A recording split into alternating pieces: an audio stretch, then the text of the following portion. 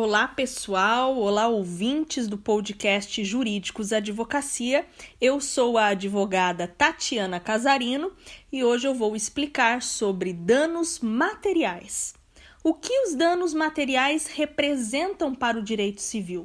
Bem, em primeiro lugar, precisamos saber que os danos materiais representam para o direito civil os prejuízos e as perdas que atingem o patrimônio físico de alguém. Para a configuração de dano material, é necessária a prova efetiva do prejuízo corpóreo, físico ou tangível.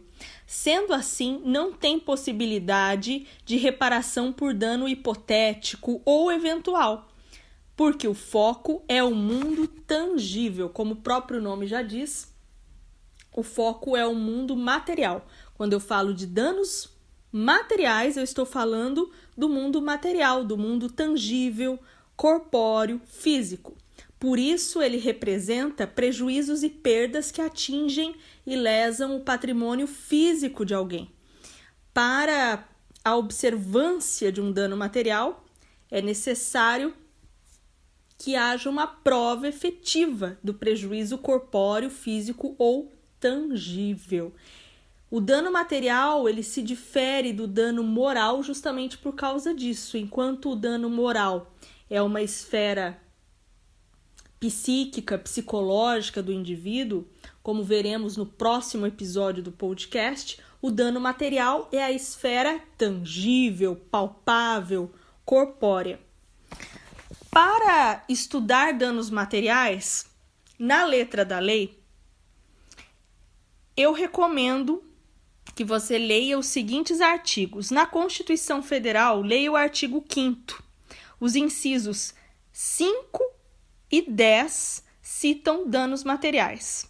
Dentro do Código Civil, é importante que você estude do artigo 402 ao artigo 405, que é a parte do Código Civil que fala sobre perdas e danos. Ainda nesse diploma legal, é importante que você estude do artigo 927 a 954 do Código Civil, que é a parte que trata da responsabilidade civil.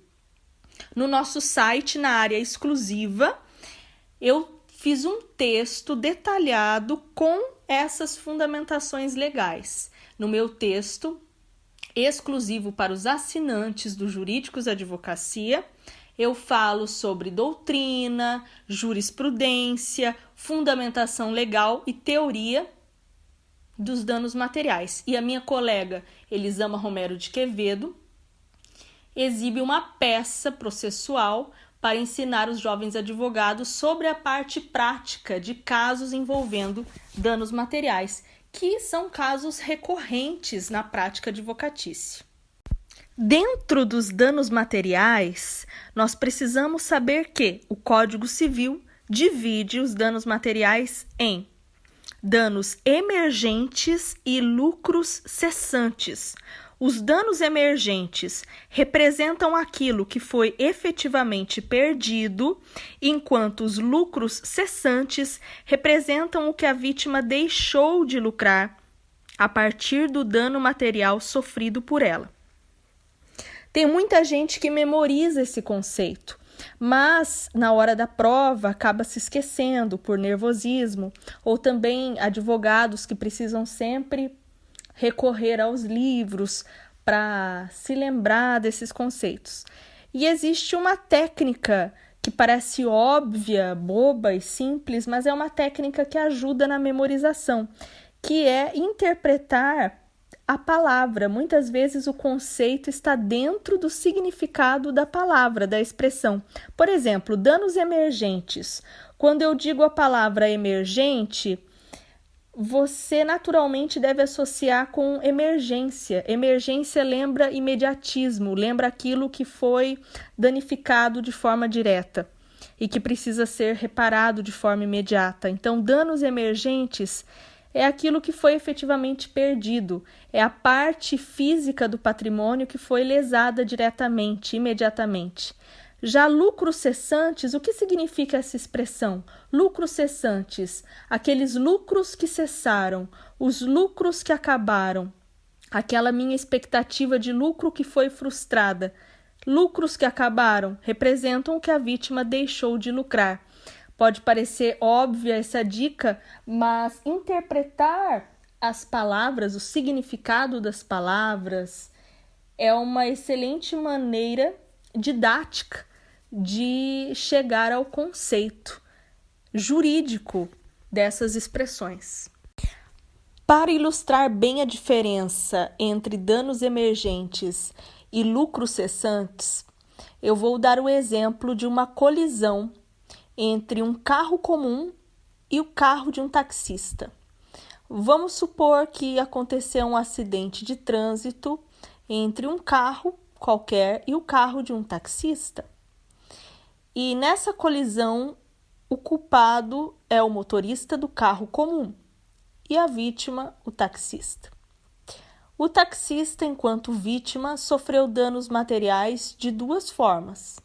Ele sofreu prejuízos diretos com o conserto do carro e até mesmo despesas em hospital para tratar de seus ferimentos provocados pela colisão. Mas ele também sofreu danos materiais de maneira indireta, porque no caso do taxista, como o carro também é um instrumento de trabalho, tudo aquilo que ele deixou de lucrar pelo tempo em que o carro esteve parado, todas as corridas que ele deixou de fazer, todos os clientes que ele deixou de conquistar em razão do acidente, em razão do tempo que o carro ficou parado, sendo reparado, estando no conserto, tudo isso também representa um prejuízo no patrimônio dele. E esse prejuízo indireto no patrimônio, tudo aquilo que o taxista deixou de lucrar, é configurado dentro dos lucros cessantes. Então, vamos observar bem que o taxista sofreu danos materiais de duas formas: de forma direta, pelas suas despesas, e de forma indireta, por tudo que deixou de lucrar enquanto o seu carro estava sendo reparado. Nesse caso, o culpado pela colisão vai ter que arcar com as despesas do taxista e também vai ter que pagar uma indenização por danos materiais por tudo aquilo que o taxista deixou de lucrar enquanto o seu carro estava parado. E como o magistrado vai fixar o valor de lucros cessantes? Bem, no caso do taxista, o magistrado ele acolherá a declaração emitida pelo sindicato dos taxistas. Nessa declaração vai conter a comprovação adequada dos rendimentos diários de um taxista e do valor relativo aos dias úteis de trabalho prejudicados. Assim, o juiz vai ter uma estimativa real do que ele deixou de lucrar. Por exemplo, vamos supor que o taxista tenha perdido 18 dias úteis de trabalho. O magistrado vai calcular qual o valor que ele teria trabalhando durante 18 dias, vai calcular com base na média apresentada pelo Sindicato dos Taxistas e aí o magistrado vai fixar um valor de indenização por lucros cessantes. O lucro cessante ele é definido dessa forma por um magistrado. Representa um reflexo futuro do ato ilícito sobre o patrimônio da vítima, consubstanciado na perda do ganho esperado, na frustração da expectativa de lucro, na diminuição potencial do patrimônio da vítima. A partir do momento que um taxista, por exemplo, tem o seu carro parado e deixa de trabalhar em razão de um acidente, como o carro dele é um instrumento de trabalho, houve sim, a partir de um acidente, uma diminuição potencial do patrimônio dele por tudo aquilo que ele deixou de lucrar no tempo em que o carro estava parado, sendo reparado. Eu dei o exemplo do taxista, mas os lucros cessantes servem para toda e qualquer situação onde a vítima deixou de lucrar a partir do sinistro, a partir do ato ilícito. No meu tempo de faculdade, por exemplo, o meu professor de Direito Civil deu um exemplo bem marcante, bem chocante, de uma modelo que foi atropelada e teve o seu rosto desfigurado e mesmo com cirurgias plásticas não conseguiu voltar a ter a beleza que tinha antes. No caso de uma modelo, uma profissão bem diferente da de um taxista, mas podemos imaginar que além dos danos morais, danos estéticos dessa situação, ela também sofreu danos materiais. Danos materiais, não somente os danos emergentes, valor da cirurgia plástica, despesas em hospital, mas também lucros cessantes, tudo aquilo que essa modelo deixou de lucrar. E aí vai ser bem mais difícil calcular para ela. E se tratar de uma top model milionária, como faremos esse cálculo? Tudo aquilo que ela deixou de lucrar, ensaios fotográficos que ela deixou de fazer, os contratos de propaganda que ela tinha, o valor das passarelas, o valor dos desfiles de moda, o quanto ela ganhava em cada desfile de grife, bem, aí os lucros cessantes são uma conversa infinita, serve para toda e qualquer vítima, toda e qualquer profissão, desde que a vítima comprove que deixou de lucrar a partir do dano. Por fim, eu gostaria de ler junto com vocês o artigo 402 do Código Civil, que é o artigo que fala dos conceitos de dano emergente e lucros cessantes. Salvo as exceções expressamente previstas em lei, as perdas e danos devidas ao credor abrangem, além do que ele efetivamente perdeu, o que razoavelmente deixou de lucrar. Prestem bem atenção, quando o artigo 402 diz aquilo que efetivamente perdeu, ele está tratando dos danos emergentes.